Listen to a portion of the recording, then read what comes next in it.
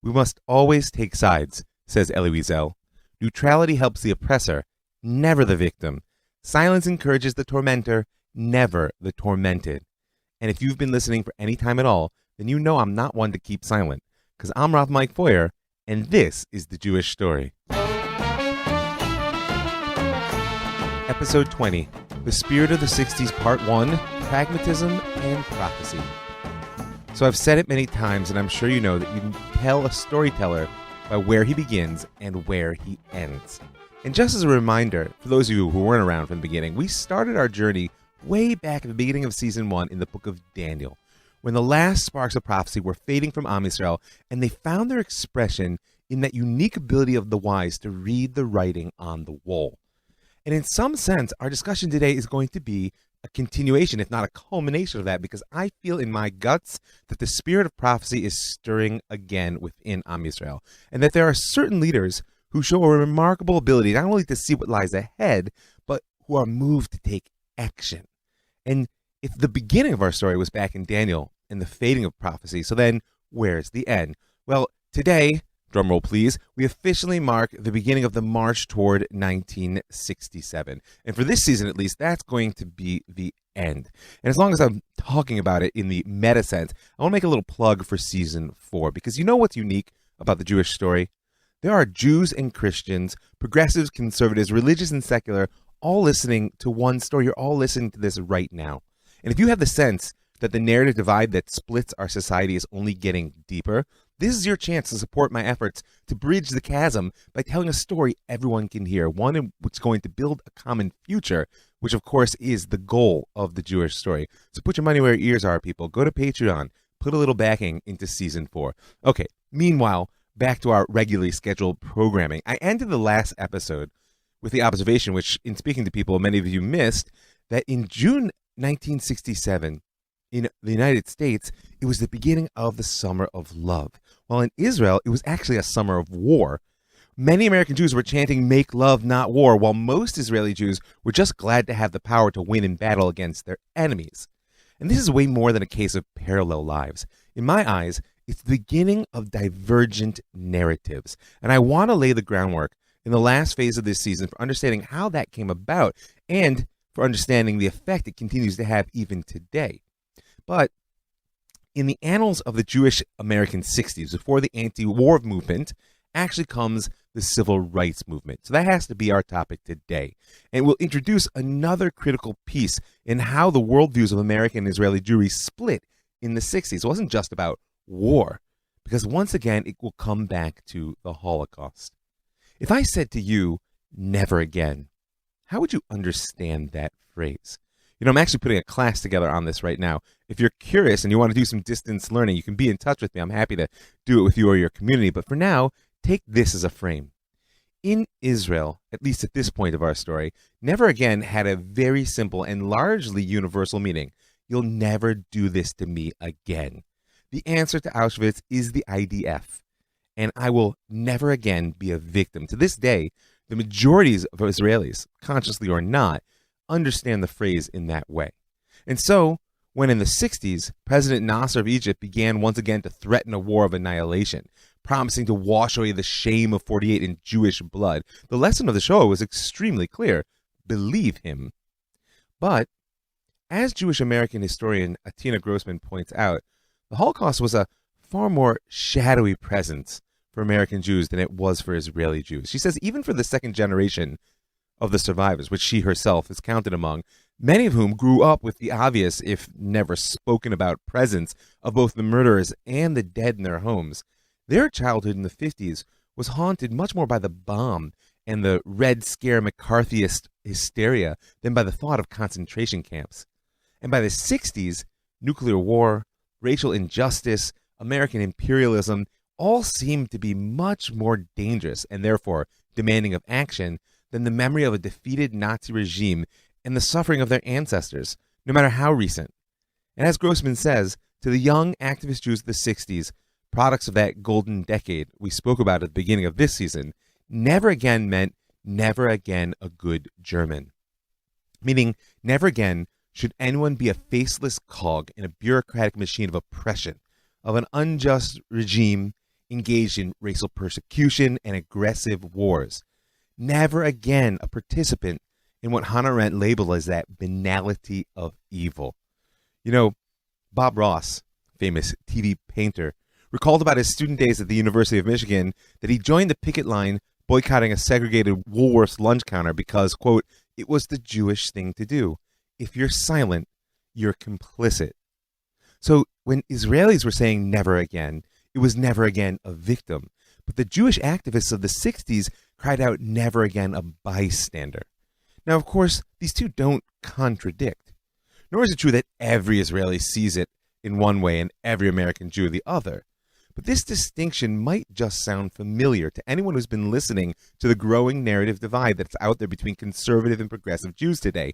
And in my eyes, it really begins at this phase of our story. So therefore, we have a lot of work ahead of us. I want to do it well. It's going to take more than one, perhaps even more than 2 episodes, to map out the role of American Jewry in crafting and channeling the spirit of the 60s and understanding how this really laid the groundwork for the split between American and Israeli Jewry even today.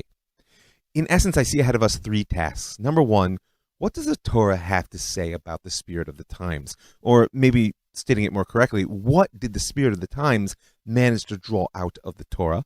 Number 2, how did the civil rights and anti-war movements become such a new religion, as it were, for so many Jews who were estranged from the traditional modes of Judaism? And number 3, in light of their emergence in these movements, what will be the impact of the 1967 Six-Day War on American Jewry?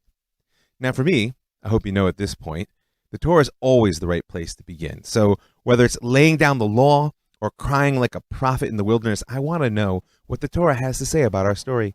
So this episode is going to be dedicated to the tension between the pragmatic and the prophetic spirit.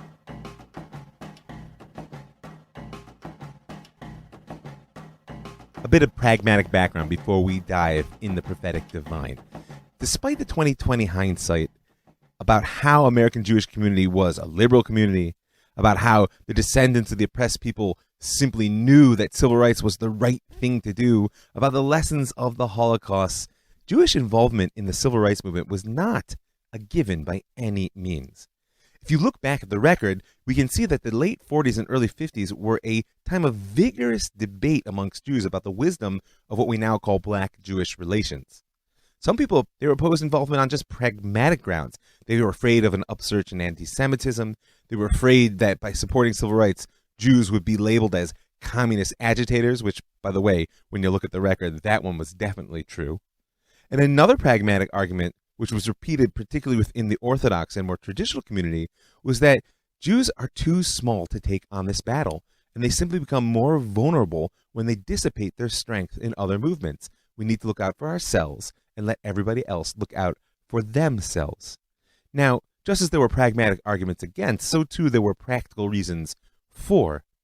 Reform Rabbi Stephen Wise had argued all the way back in the 40s, the end of his life, and you can go back, by the way, to season 2, episode 35 for a little bit of his story. He argued that, quote, solve the discrimination problems of blacks, and you solve those problems for Jews and for other groups in society. Meaning there's a pragmatic argument to say that a racial policy is a problem for all minorities, and therefore solve it for one, and you solve it for all. Now, there were those who took a more idealistic stance on the matter. Wise's daughter, actually, Justine Wise Paulier, was one of them, and she would assert during a panel discussion in 1958, quote, by dint of our heritage, our faith, the intuitive and all but instinctive reaction of the Jew against injustice or the violation of human dignity, we are committed to the battle for human freedom, whether it is or is not good for the survival of the Jewish people.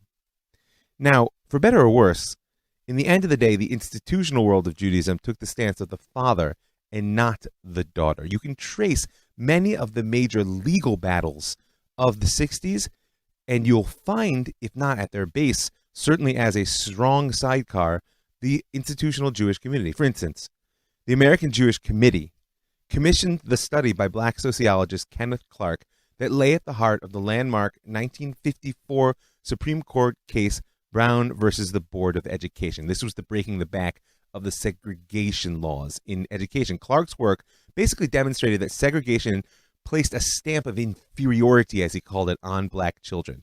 Here's a quote from the amicus brief that was filed actually by the American Jewish Committee and the American Jewish Congress and the Anti-Defamation League, three of the largest Jewish organizations in the country at the time. They said, "The unchallenged finding that segregation irreparably damages the child lifts these cases out of the murky realm of speculation on the issue of equality of facilities into the area of certainty that segregation and equality cannot coexist.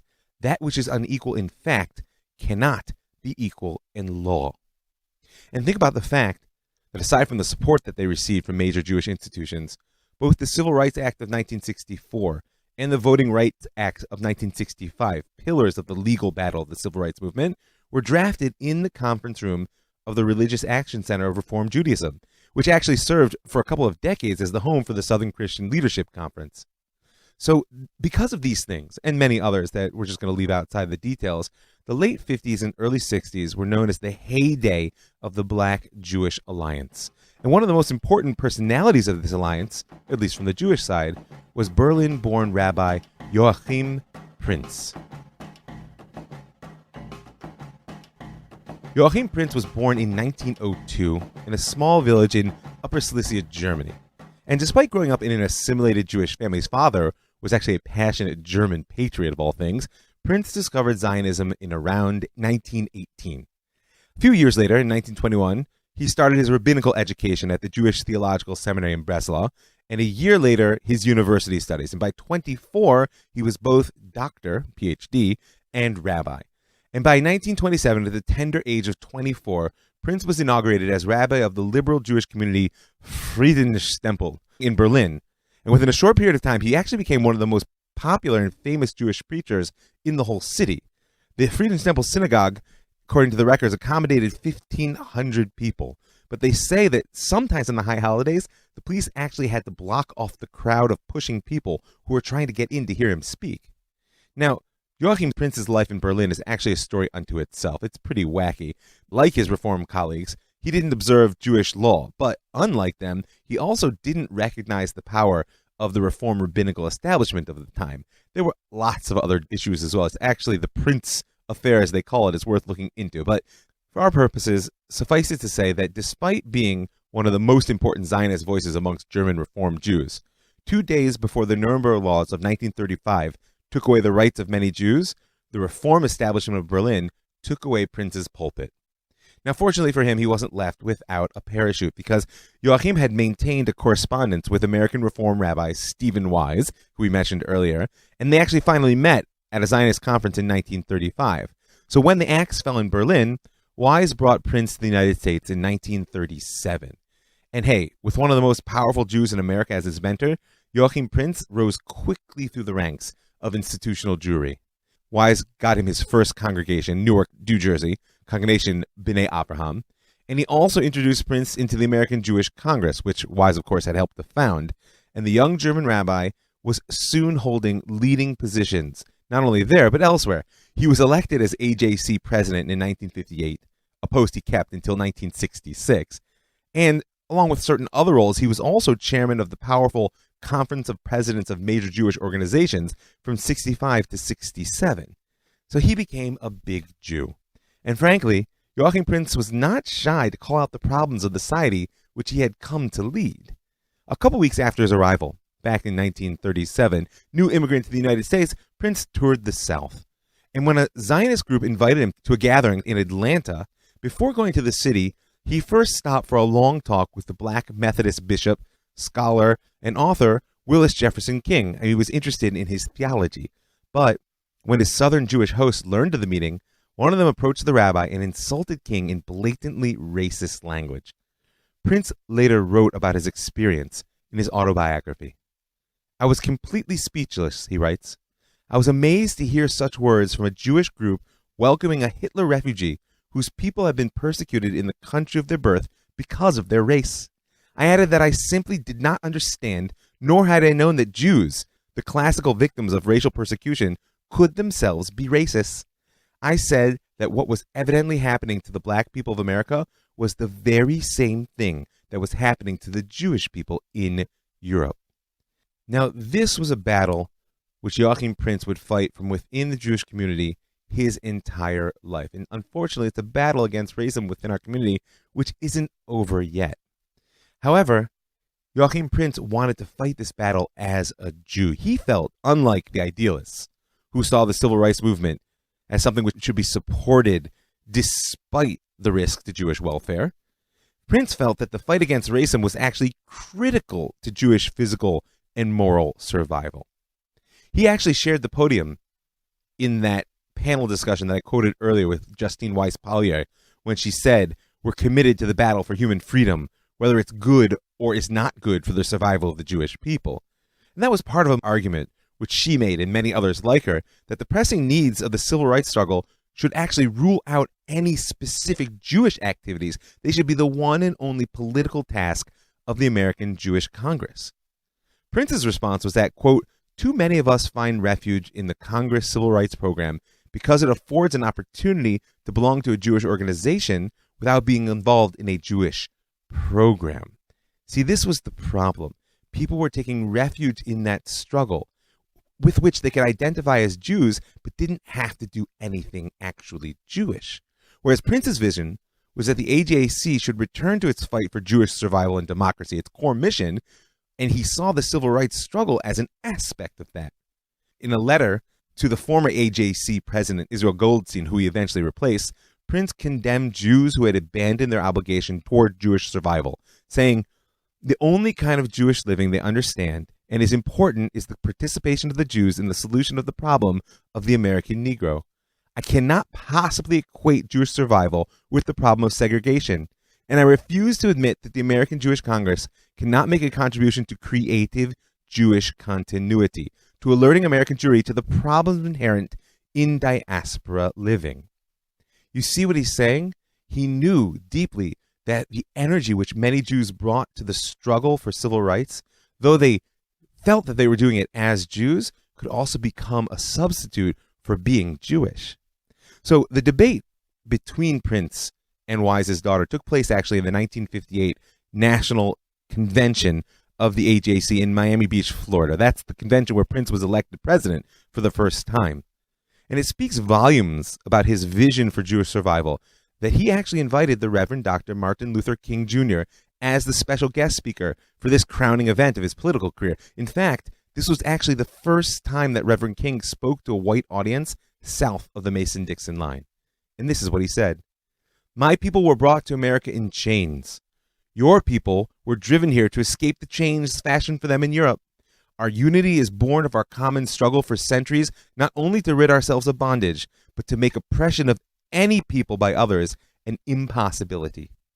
And aside from that idealistic tone, Reverend King didn't fail to remind the rabbi and his audience of the pragmatic element of their alliance, since, quote, "the segregationists make no fine distinctions between the Negro and the Jew," as he said. And he concluded with a vision of the American dream. "Our common fight," said Reverend King, "is against these deadly enemies of democracy.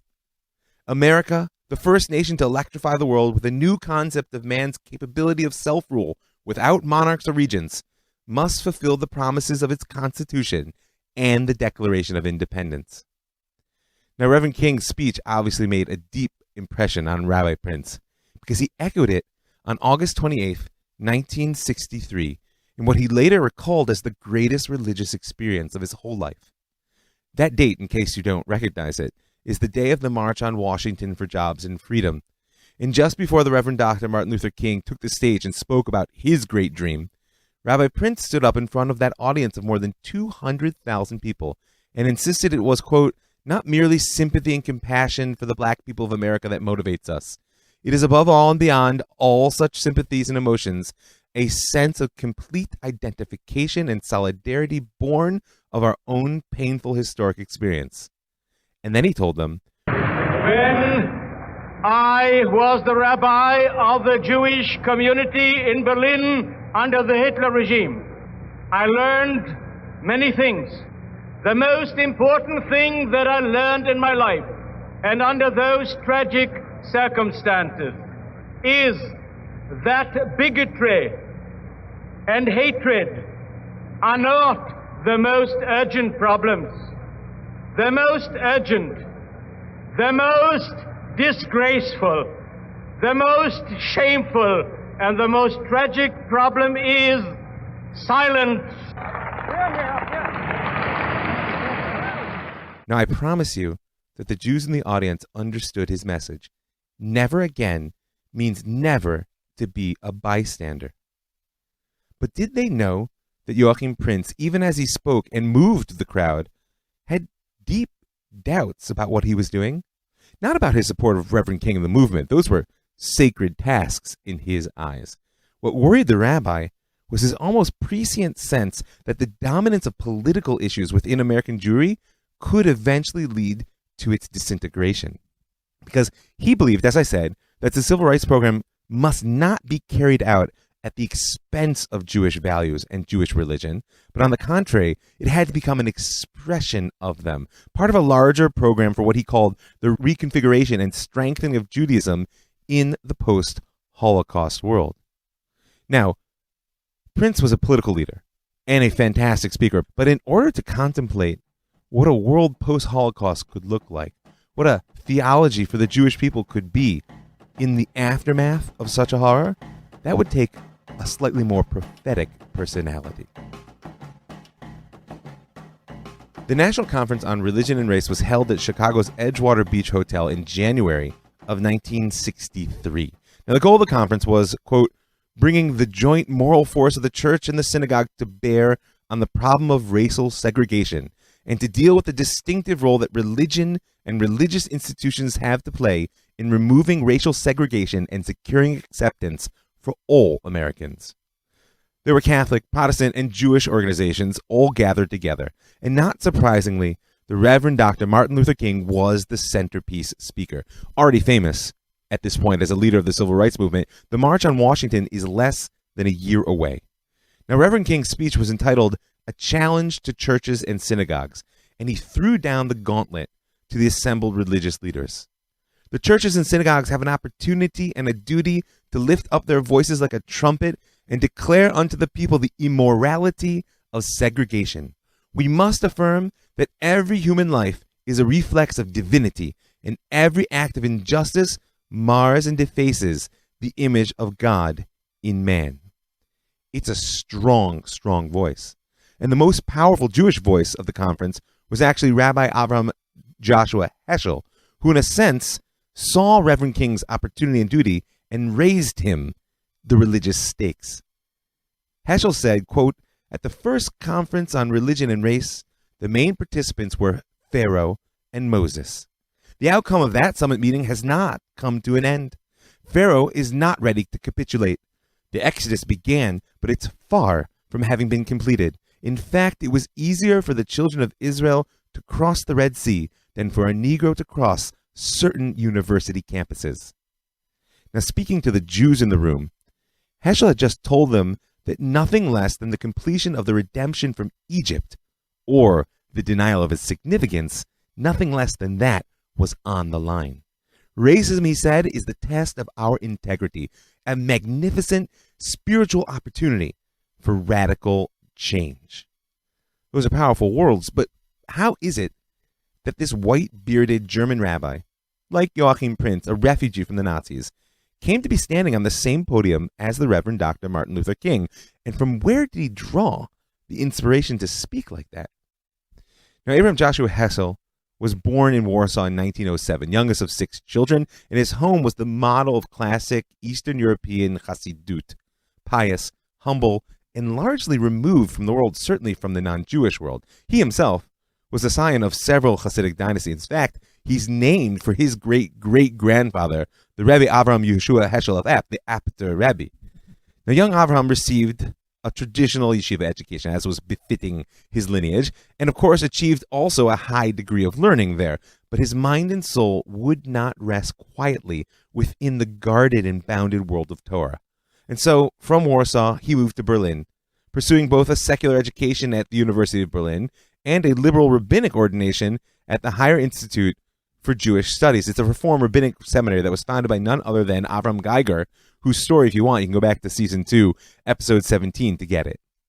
Now, once Heschel left the removed and religious world of his childhood, he never really returned, though it remained a wellspring for his inspiration to his dying day.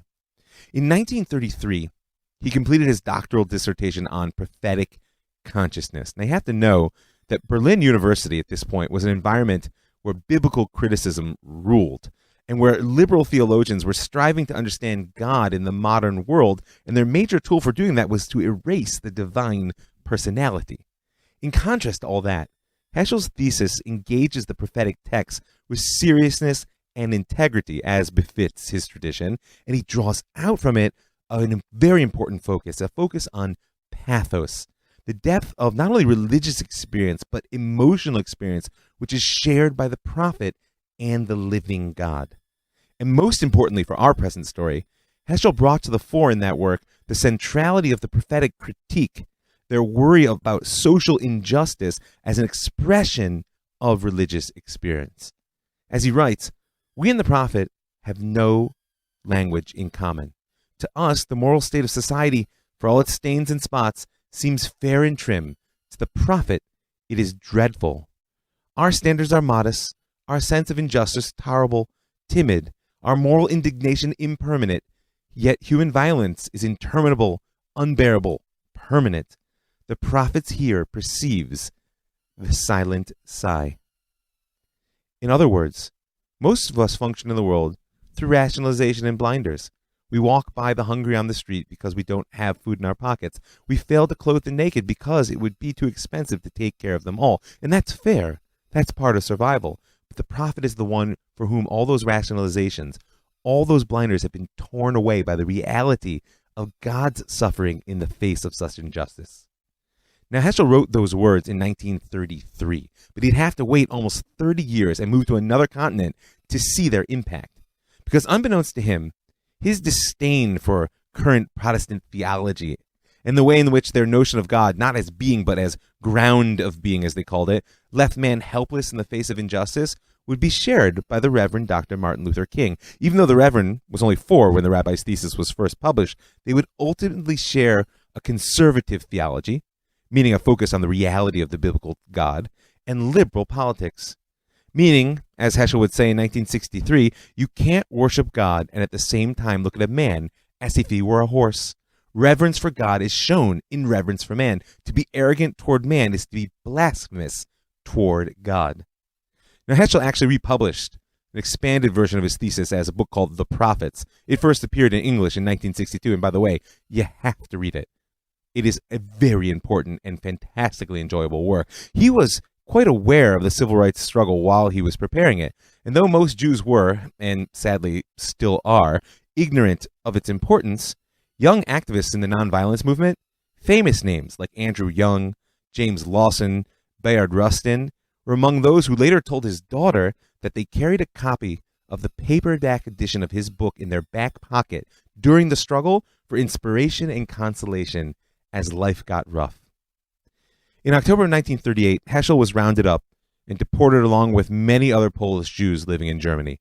Put on a packed train, standing for the duration of his 3-day journey. Denied entrance into Poland, these Jews were held at the border in miserable conditions, many of them remaining there for months. Now, little did they know that for all their suffering, they were amongst the lucky ones. Fortunately for Heschel, his family soon secured his release, and he was able to join them in Warsaw, but not for long. Warsaw to London, London to New York, it was a refugee's journey. But again, he was amongst the fortunate, because many of his family didn't escape. In wake of the destruction, Heschel never returned, not to Germany, Poland, or Austria, and he explained later in his life, quote, "If I should go, every stone, every tree would remind me of contempt, hatred, murder, of children killed, mothers burned alive, of human beings asphyxiated." Now, despite this pain and the judgment it applied, Rabbi Abraham Yoshua Heschel was a spiritual optimist, a posture that he would bring to the coming struggle. Heschel arrived in the United States as a refugee from Hitler's Europe in March of 1942, a brand plucked from the fire, Ud Mutzal Me'esh, as he wrote. It's fitting, by the way, that he draw from the prophet Zechariah to understand his own life. And I have to say, it would have been natural in my eyes for Heschel to turn inward, to identify as a victim and point his finger in blame wherever he felt it lay. In particular, as a brand plucked from the fire, there could be no question in his mind that Christianity had helped supply the fuel for the fire that consumed the Jews of Europe. I mean, after all, he'd seen with his own eyes there at the University of Berlin how German Protestant theologians actually debated eliminating the Old Testament from their canon and declaring Jesus an Arian. So how is it that he refused to take a stance of never again as a victim, meaning you'll never again do this to us, but rather came to see the struggle for liberation of Black Americans, a deeply Christian struggle, by the way, as a critical issue for the survival of the Jewish people as Jews? Now, first of all, it's important just to note that the Civil Rights Movement wasn't the only outlet for Heschel's general ecumenical view of an attempt to try to bring together a Judeo-Christian accord.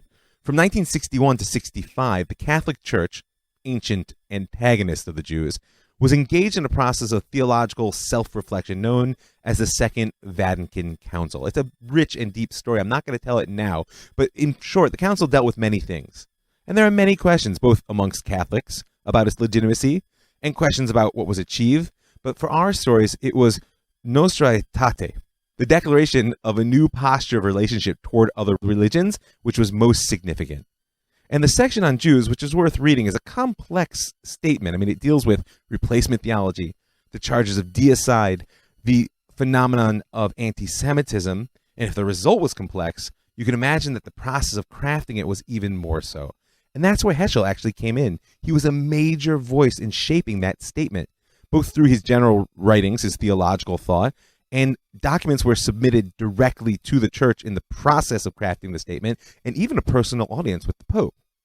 And when Heschel was part of encouraging the church to declare their acknowledgement that, quote, according to God's saving design, the beginnings of her faith and her election are found already among the patriarchs, Moses and the prophets, and, quote, that she draws sustenance from the root of that well-cultivated olive tree onto which have been grafted the wild shoots, the Gentiles, then we can understand a bit more of his presence on the podium next to Reverend Dr. Martin Luther King. It's actually quite consistent. Heschel was a product of the rabbis, but he was a child of the prophets. When he heard the Reverend King speak, he saw the centrality of the exodus from Egypt in the narrative of the Civil Rights Movement. And then Heschel understood that this might just be the dawn of a new era, that the civil rights struggle might actually be a shared spiritual struggle which had the potential to transform Jew and Gentile alike. And like any good prophet, during his lifetime, there were many, particularly in the Jewish community, including many of its leaders, who were openly critical of Heschel, and many others who didn't even know who he was. Some leveled that old accusation, Mi samcha leish sar v'shofet aleinu, who made you boss of us? You can go back, by the way, to the second chapter of Exodus, 14th line, to see the origins of that accusation. They said he had no right to speak to the Vatican on behalf of Jewry, no right to accuse institutional or even just the masses of Jews of moral failure in the face of racism. But like a good prophet, Heschel was undeterred. He wasn't universally accepted by the Jews or even all that widely well known, but his words of moral clarity had actually elevated him by the early 60s to a national status within the civil rights movement. When President John F. Kennedy called for a meeting of religious leaders to discuss civil rights in June of 63, only months before the March on Washington, Heschel was a rabbi invited to attend, and his telegram in response to the invitation might as well be a modern version of a prophet of Israel addressing its king. He says, please demand of religious leaders personal involvement and not just solemn declaration. We forfeit the right to worship God as long as we continue to humiliate Negroes. Church and synagogue have failed. They must repent.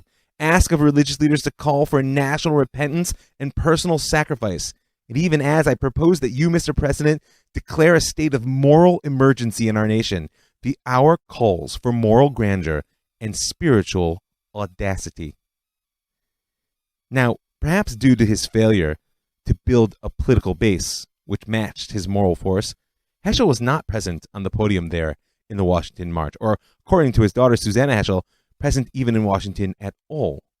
But one of the most famous pictures, one which captures so powerfully the religious face of the Black-Jewish alliance, is that photo of the white-bearded rabbi marching next to the Reverend Dr. King at Selma in 1965. If you don't know anything about the American Civil Rights Movement, then you just need to know that the Selma March was one of the most violent and powerful episodes of the movement, and some would call it a defining moment for America as a nation.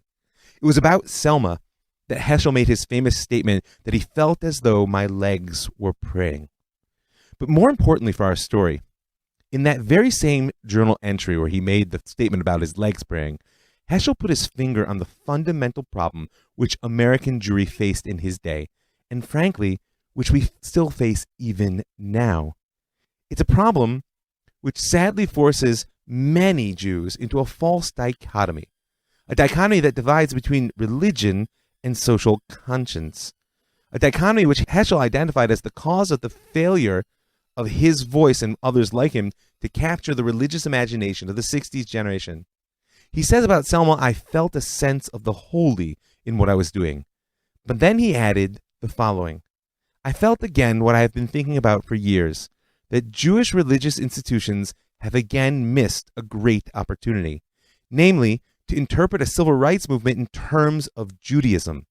The vast majority of Jews participating actively in it are totally unaware of what the movement means in terms of the prophetic traditions. Now, there's a much longer discussion that lies ahead of us, much of it wrapped up in the story of activism and how it was that so many Jews were so central to the movements of the 60s and yet so ignorant of Judaism at all, much less the role that it might have played in their struggle. So I think it's just fitting to end this first episode on the following note. You know, in the Guide for the Perplexed, in the Moreh Nevuchim, the Rambam describes 11 levels of prophecy. For my purposes, though, all we need to know is the first step on that ladder toward divine consciousness. He says, the first degree of prophecy consists in the divine assistance which is given to a person to deliver a congregation of good men from the hands of evildoers. He finds in himself the cause that moves and urges him to this deed. This degree of divine influence is called the Spirit of the Lord. Now, was the Spirit of the Lord there in the 60s? Once introducing Martin Luther King to an audience, Heschel once asked, where in America today do we hear a voice like the voice of the prophets of Israel? Martin Luther King is a sign that God has not forsaken the United States of America. God has sent him to us. His presence is the hope of America. His mission is sacred. His leadership of supreme importance to every one of us. And, in response, the Reverend King replied that Heschel, quote, is indeed a truly great prophet. Here and there we find those who refuse to remain silent behind the safe security of stained glass windows, and they are forever seeking to make the great ethical insights of our heritage relevant in this day and in this age. So there's much more story ahead, but you'll have to stay tuned for next week. Meanwhile, I want to invite you to put your money where your ears are and help make Season 4 happen. You can go to my website, jewishstory.co. You'll find a button in the upper right-hand corner. You can click on through for a little bit of per podcast support. Or if you want to dedicate the show to the honor of someone who's around today or the memory of someone who is not, I invite you to send me an email at robmikefoyer@gmail.com, or you can personal message me on Facebook, and I'll shoot you back the details. I want to thank the folks that are already doing that. You help make this show happen. You keep it free and widely available. I want to thank the Land of Israel Network, that's thelandofisrael.com, for creating a platform that allows me to reach so many fantastic people. I want to thank the Pardes Institute, pardes.org.il, for building an educational institution that gives me the privilege of teaching so many amazing Jews. And I want to thank you for listening. I'm Rav Mike Foyer.